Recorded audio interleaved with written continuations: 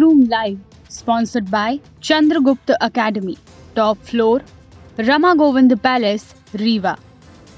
नमस्कार, विंध्या टाइम्स में आपका स्वागत है। प्रदेश के दिन भर की 4 बड़ी खबरों के साथ आपके बीच हाजिर हुए हैं। माध्यमिक शिक्षा मंडल एमपी बोर्ड ने 10वीं और 12वीं की परीक्षा की सत्र 2021-22 की तारीख घोषित कर दी है। बोर्ड जारी आदेश के मुताबिक ये परीक्षाएं 12 फरवरी से 20 मार्च के बीच आयोजित की जाएंगी। विस्तृत टाइम टेबल कुछ दिनों बाद जारी हो जाएगा। यानी साफ हो चुका है कि माध्यमिक शिक्षा मंडल तारीखों का ऐलान एक तरह से कर चुका है। 12 फरवरी से लेकर 20 मार्च तक ये परीक्षाएं आयोजित की जाएंगी।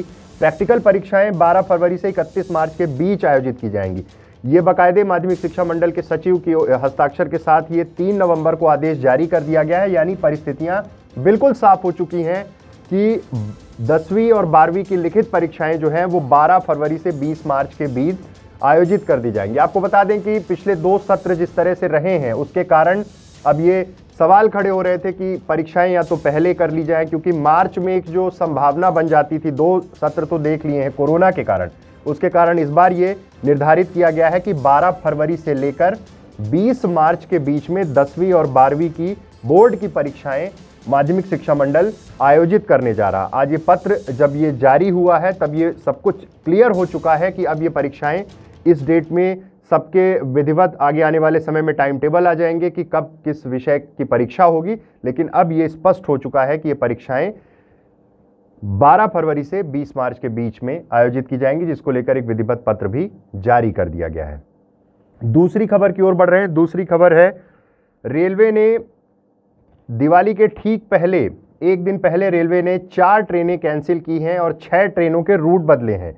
और ये सब कुछ इस तरह से हुआ एन वक्त, त्योहार के एन वक्त के पहले जो ये किया गया है। पश्चिम मध्य रेलवे जोन की रेलगाड़ियों का टाइम टेबल बदलने से यात्रियों को खासी फजीहत झेलनी पड़ी। उसके साथ बीती रात ऐसा ही एक मामला सामने आया। जब स्टेशन पहुंचे यात्री तो पता चला कि यशवंतपुर एक्सप्रेस निरस्त कर दी गई है। यात्रियों ने शिकायत की, हंगामा शुरू हुआ, इसकी सूचना नहीं दी गई, उनका ये आरोप था। जबकि रेलवे का दावा है कि रिजर्वेशन के वक्त फॉर्म में दिए गए मोबाइल नंबर पर यात्रियों को मैसेज कर दिया गया था। संभवतः तकनीकी खामी के चलते उन्हें नहीं मिले होंगे। बता दें कि भोपाल से होकर जाने वाली तिरुपति जम्मू तवी समेत 10 ट्रेनें प्रभावित हुई हैं। इनमें से 4 ट्रेनें रद्द कर दी गई हैं, जबकि 6 के मार्ग बदले गए हैं। निरस्त जो ट्रेनें हुई हैं उनकी गाड़ी संख्या 02277 तिरुपति जम्मू तवी, 02278 जम्मू तवी तिरुपति साप्ताहिक, ये 12 नवंबर को निरस्त की गई है। 9 नवंबर को एक ट्रेन निरस्त हुई है। बरौनी एर्नाकुलम 8 नवंबर को निरस्त की गई है। और 02522 एर्नाकुलम बरौनी साप्ताहिक 5 और 12 नवंबर को निरस्त की गई है। और त्यौहार के ठीक पहले इस तरह जब रेलवे ट्रेनों को निरस्त करता है उससे यात्रियों को बहुत ज़्यादा असुविधा उठानी पड़ती है। अगली खबर की बात करते हैं। अगली खबर मध्य प्रदेश के जबलपुर शहर के खितौला इलाके में भाजपा के सिहोरा नगर मंडल के पूर्व अनुसूचित जनजाति मोर्चा के अध्यक्ष सुरेश बर्मन की गोली मारकर हत्या कर दी गई है। बताया जा रहा है कि बदमाशों ने उस समय उनकी हत्या की जब वो कुछ सामान लेने के लिए बाइक से बाजार निकले थे। हमलावर सुरेश की हत्या के बाद उनका मोबाइल और बाइक लेकर फरार हो गए।